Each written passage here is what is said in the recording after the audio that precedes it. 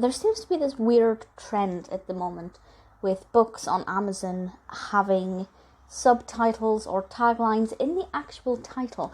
For example, this one, From Cradle to Grave, has in the title on Amazon an unputdownable psychological thriller with a breathtaking twist, and then in parentheses, totally gripping psychological thrillers. Why? Like, I don't get it. And all of the books by this author has the exact same subtitle there in the title. I think it's so cheesy and desperate and just looks really, really amateur. But the book itself is really brilliant. And I will say, as much as I hate the word unputdownable, it does apply. It really does. This is by Patricia MacDonald.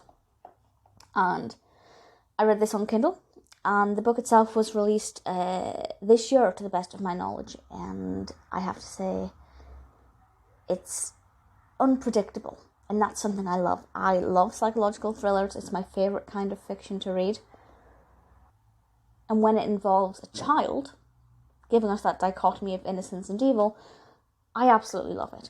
So the description from Amazon for this one is as follows. I think I don't want to read it all out in full, as I actually feel like it kind of gave a little bit too much away at the beginning.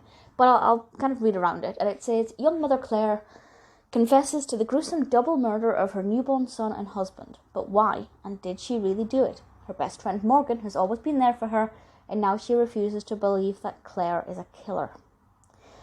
And basically, Morgan, who is the child's godmother, decides to stick around after the christening to try and ascertain what actually happened and to prove that Claire is innocent, because she believes that Claire is innocent. She doesn't think Claire would have done this. And, you know, the lawyer investigating this wants to claim postpartum psychosis, but Claire thinks that that's just not what was happening. And the whole novel is about trying to work out the truth. And that is interesting itself, because, you know, I didn't know what happened at any point. I didn't kind of predict it. I will say that knowing straight away that Claire confesses to this, and then, you know, the implication that she probably didn't do it, is a bit of a spoiler in one sense, but at the same time it's what the novel's about. I think I just would have liked a little bit more suspense about that. Maybe going into it believing that she did do it. But, you know, the book's marketed how it's marketed. Morgan as a character is easy to get on with. She's perfectly flawed. She's not one of those perfect characters that are so annoying. She's actually quite likeable, and I find a lot of her actions are quite believable. For, you know, a friend who's in distress that her own friend may be incarcerated, her own godson has just been murdered by somebody, whoever it is.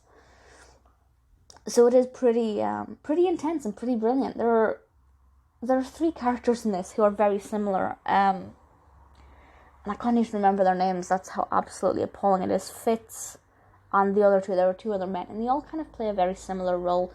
And I feel like there are a lot of potential suspects in this, but it feels a bit overkill. I know it's good to have multiple characters or, you know, multiple suspects, but I feel like there's one too many here, and it's like the author was trying to give us too many options so that we couldn't work out who it was. But it's not the end of the world, because I still didn't work out who it was. I'm really bad with that kind of thing. I really am. But, you know, I really enjoyed it. I thought the reveal, which obviously I'm not going to divulge, but I thought the reveal of what the truth was quite good. I thought it was a bit unbelievable. I don't know how to say this without ruining anything. So we as a reader find out what happened, and then there are a couple more chapters as that kind of unfolds, and we learn more about the whys and the wheres and the whatnots. But then something else happens to the individual, and it's just unrealistic. It wouldn't have happened like that or that quickly, and so there's a little bit of lack of realism at a couple of points. But ultimately it's really nice. It could be set anywhere. I mean, it's set in America, but it could be really, really, you know, something you could read from anywhere in the world and feel like it's something that could happen in your village or your town. It's very immersive.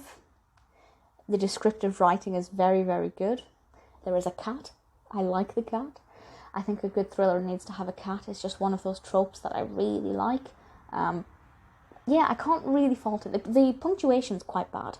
Not throughout, but there are some times when I feel like the punctuation needed a bit of an extra proofread. But if that kind of thing doesn't bother you and you're just there for the story, then I think you'll thoroughly enjoy it. As I said, although it's not perfect, it is a little flawed here and there.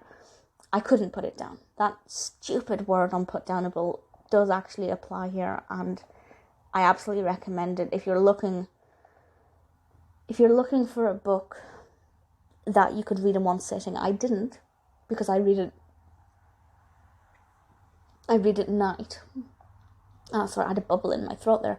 I read at night, so I need sleep. But yeah, you could easily read this in 1 or 2 sittings. It's very compelling. And I would have liked to have known what happened with another of the characters, with the lawyer. I would have liked to have known more there. I didn't feel like all of the loose ends were tied up. But I'm nitpicking now. I really am. It is a really, really good read, and I would give it 4.5 out of 5. Definitely a book I'm happy to recommend.